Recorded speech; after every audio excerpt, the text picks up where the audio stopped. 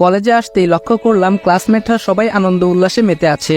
Legion আমাকে দেখেই বলে উঠল, কিরে বন্ধু, কই থাকিস? কাল রাত থেকে তোকে ফোন দিয়ে যাচ্ছি, আর তুই ফোন ধরছিলি না কেন? আমি বললাম মুড ভালো নেই। আচ্ছা বাদ দে এসব কথা, তোরা তাহলে যা, আমার একটু প্রিন্সিপাল স্যারের সঙ্গে দেখা করতে হবে। লিজান বলল, কি বলছিস এসব?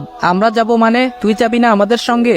আমি বললাম, না রে, মন ভালো নেই, তোরাই যা। তারপর প্রিন্সিপাল স্যারের কাছ থেকে টিসি নিয়ে বাইরে বের হতে হৃদিতার সঙ্গে দেখা হয়ে গেল।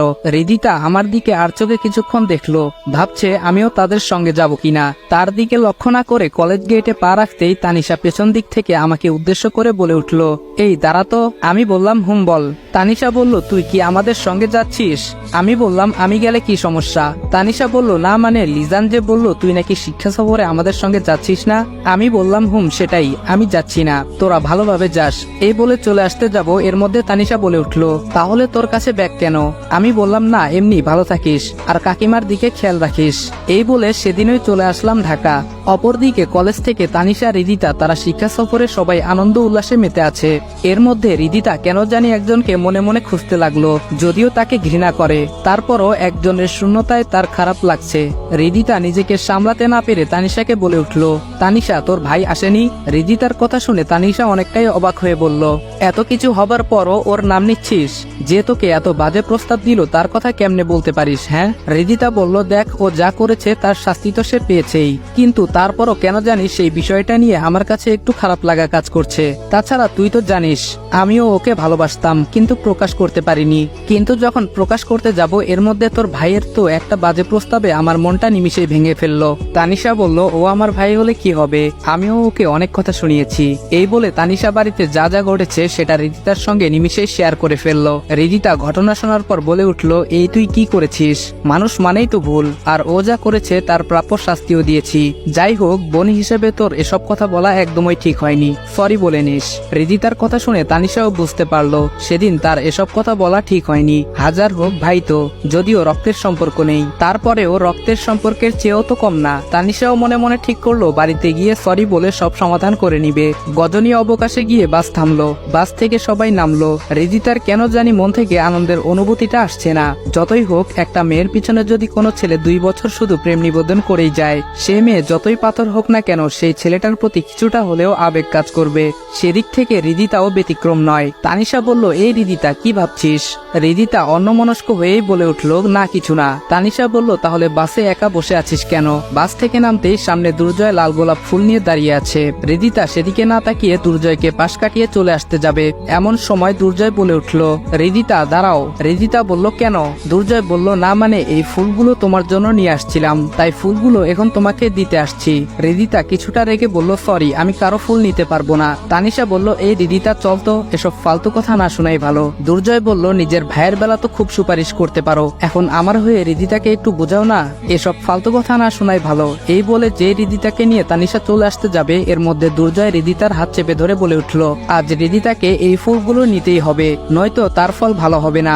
হৃদিতা বলল, দুর্জয় কি করছো? আমার হাত ছেড়ে দাও, নয়তো লোকজন ডাকতে বাধ্য হব। তানিশা বলল, দুর্জয় প্লিজ হৃদিতার হাত ছেড়ে দাও। দুর্জয় ডেবিল মার্কা হাসি দিয়ে বলল, অনেক অবহেলা সহ্য করেছি, আর না, আজ হৃদিতাকে বলতে হবে আমাকে ভালোবাসে কিনা, যে কারণে রনিকে তোমার জীবন থেকে দূর করেছি। এখন তো তোমার মনে রনির জন্য কোনো অনুভূতি শিহরণ জেগে নেই। হুট করে দুর্জয় এসব কথা বলবে সেটা হৃদিতা কখনো কল্পনাও করতে পারেনি। হৃদিতার সঙ্গে তানিশাও অবাক হয়ে বলল, তার মানে এসব তোর সাজানো নাটক ছিল? দুর্জয় বলল, হ্যাঁ নাটক ছিল, তোমার ভাই একটু বেশি বাড়ছিল, বারণ করেছিলাম কিন্তু সে আমার কথা শোনেনি, এর জন্য মিথ্যা একটা চিঠি লিখতে হলো, তারপর সেটা রনির নামে হৃদিতার কাছে পৌঁছে দেই। হৃদিতা ও রনিকে বলবো যে আমার লাইন পরিষ্কার হয়ে যায়, কিন্তু আজ তো দেখছি রনিকে সরিয়ে দিয়ে কোনো লাভই হলো না। মাঝখান থেকে বেচারা রনি শুধু একটা মিথ্যা অপবাদ মাথা পেতে নিল। কথাটা শোনা মাত্রই হৃদিতা দুর্জয়ের গালে ঠাস করে থাপ্পড় মেরে বলতে লাগলো, ছি, তোর জন্য একটা নির্দোষ মানুষকে শুধু শুধু শাস্তি পেতে হলো। আমি তোকে কোনোদিনও ভালোবাসবো না, ঘৃণা করি তোকে।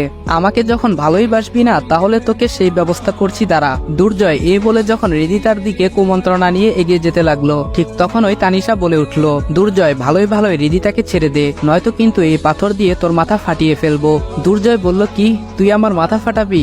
দাঁড়া, আগে তোকেই দেখে নিচ্ছি। এই বলে হৃদিতাকে ছেড়ে দিয়ে তানিশার দিকে গুটি গুটি পায়ে এগিয়ে যেতেই তানিশা অনেকটা ভয় পেয়ে বলে উঠল, আমার দিকে আরেক পায়ে গুলে এই পাথরটা তোর মাথায় পড়বে কিন্তু। তানিশা ভয়ে প্রায় কান্না করার অবস্থা। দুর্জয় তানিশার কোনো কথায় কর্ণপাত না করে তানিশার দিকে যেতেই দুর্জয়ের চোখে সজোরে পাথরটি আঘাত করে।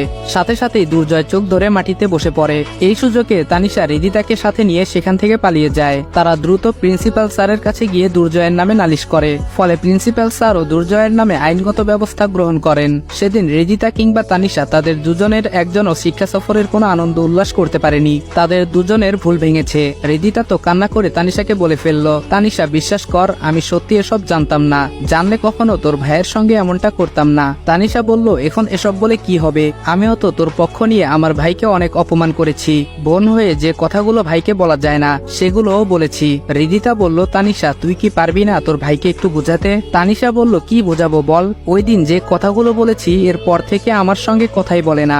আগে তো ওর জ্বালায় বাড়িতে শান্তি মতো বসতেই পারতাম না, কোনো না কোনো বিষয় নিয়ে দুষ্টু মিষ্টি ঝগড়া লেগে যেত, কিন্তু ওই দিন এসব বলার পর আমার সঙ্গে কথা বলতে তো দূরের বিষয়, আমি যেখানে থাকি তার আশেপাশেই থাকে না। এখন তো আমারই খারাপ লাগছে, কোন মুখ নিয়ে তাকে সরি বলে সবকিছুর সমাধান করে নিব। হৃদিতা বলল, আচ্ছা আমার সঙ্গে কি তোর ভাইকে বাড়িতে গিয়ে একটু দেখা করিয়ে দিতে পারবি? তানিশা বলল, আমার মনে হয় না তোর সঙ্গে দেখা করবে, তাছাড়া আমি তো ওকে ছোট থেকেই চিনি, ও যদি একবার কাউকে মন থেকে বের করে দেয় তাকে আর কখনো আপন করে না। তানিশার হাত জড়িয়ে ধরে হৃদিতা কান্না করতে করতে বলে উঠল, যেভাবেই হোক তুই একটু তোর ভাইকে ম্যানেজ কর, নয়তো অনুতপ্তের আগুনে জ্বলে পুড়ে শেষ হয়ে যাব।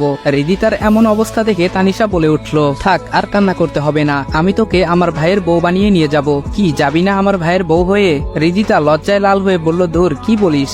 তানিশা হেসে বলল, আমার বান্ধবী তো দেখছি লজ্জায় লাল হয়ে গেছে, তাহলে তো তোদের সেটিংটা তাড়াতাড়ি করতে হয়। তানিশা হৃদিতাকে এসব বললেও কেন জানি তারও অনেক খারাপ লাগা কাজ করছে। মিথ্যা একটা চিঠির জন্য আপন ভাইকে এসব চরিত্রহীন বলে গালি দিয়েছে সে। এসব ভাবতে তানিশার নিজেকে ছোট মনে হচ্ছে।